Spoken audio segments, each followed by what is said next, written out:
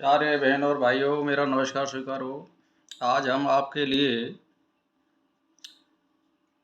जिसको फ्यास बोलते हैं, फ्यास व खौसी या दारुण रोग बोलते हैं, जिसको सिर में जो एक भूसी सी होती है उसको फ्यास बोलते हैं, और उसको दारुण रोग भी बोलते हैं, जो ज़्यादातर सर्दियों में होती है।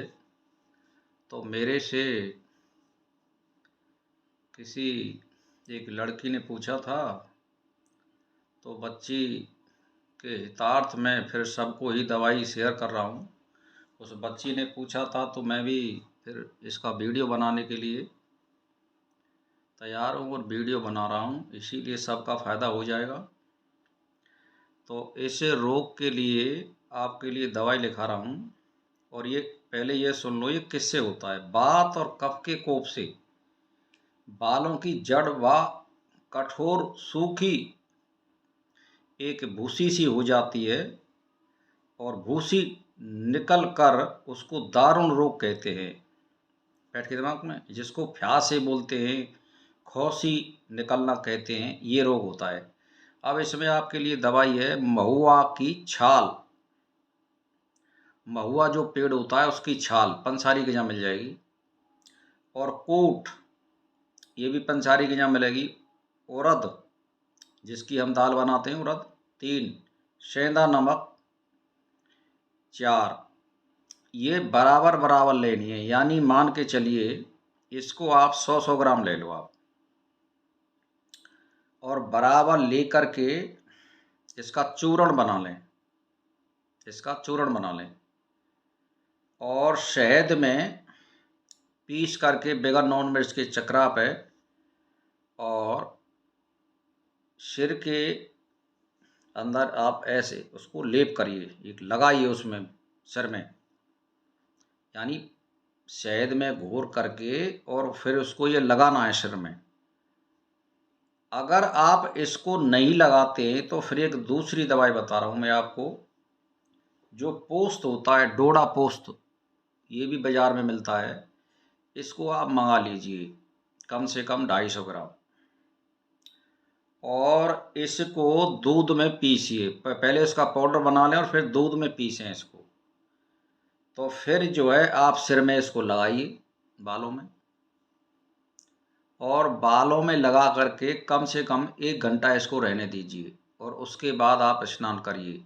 और स्नान काय से, आप केवल उसमें पीछे मुल्तानी की मट्टी लगा सकते हो, लेकिन सावन नहीं लगा सकते हो। इसमें सावन लगाना बिल्कुल मना है, या शैम्पू कोई भी हो, इसमें वो चीज़ ना लगावें।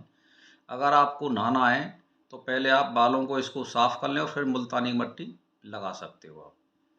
तो इसको लगाइए आप। तो अगर आप इसको तीसरे दिन, दूसरे दिन, या सप्ताह में, या लगातार, स्त्री या बहन बेटी इसको रोजिना तो खैर लगा नहीं सकती हैं, जेठ मासे में रोज भी लगा सकती है। वैसे रोजिना लगाने से इसमें फ़ायदा होगा। तो आप कम से कम इसको, ये कभी रोग नहीं होगा, इसको आप 40 दिनों तक प्रयोग करें, या महीना में 4 दिन करें, तीसरे चौथे दिन करें, तो ये तब भी दवाई कारगर होती है और ये मिट जाता है। भाई इसमें ये नहीं है कि ये कोई कारण से बन रहा है। वात और कफ जब बिगड़ जाता है तब ये रोग होता है। तो अब क्या है कि जब सर्दी होती है तो ये बढ़ जाता है, और गर्मी होती है तो ऑटोमेटिक खत्म हो जाता है। तो इसका मतलब आप समझ रहे हैं क्या मतलब है? इसका मतलब है कि आपका कफ बिगड़ गया है, और उस कफ को बात जगह पे ना आवे सिर में, इसीलिए इस दवाई का वहाँ पे लेप सा किया जाता है, और वो लगाई जाती है सिर में। खूब अच्छी तरह से मालिश करें उसकी, जिससे उस जगह पे, चमड़ी पे लग जाए, तो वो फिर रोग नहीं होता है। तो इसीलिए भाई और बहनों से मैं तो एक ही बात कहना चाहता हूँ कि आप इस दवाई का ज़्यादा से ज़्यादा प्रयोग करें। और दवाई मैंने आपको लिखाई दी है।